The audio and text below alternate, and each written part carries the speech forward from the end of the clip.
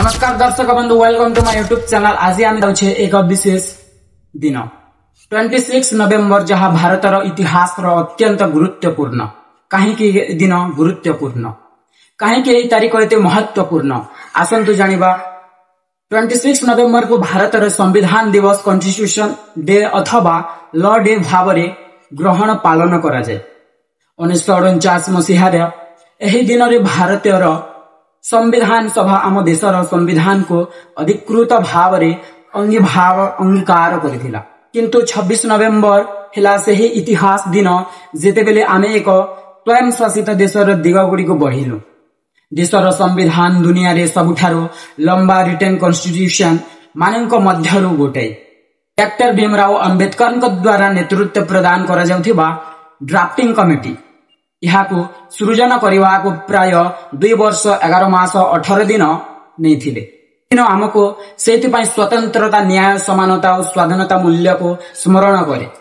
26 नवेम्बर आउ गोटे कारण श्रद्धा मन पड़े 2008 मुंबई आतंकवादी आक्रमण। यह भारतर इतिहास रे सबुठारो भयावह आक्रमण मध्यरु गोटाए। सेठारे ताज होटेल, सीएसटी स्टेशन हाउस, सेप भली अनेक स्थान को टार्गेट करा जाइथिला। प्राय 167 जनक जीवन नष्ट होइथिला और शताधिक आहत होइथिले। एही दिन आमको सेही साहसी पुलिस और एनएसजी कमांडर मानक मने पकाई देई थाए, जेउ माने निज प्राण देई आम मानकू लोक मानकू बंचई थिले।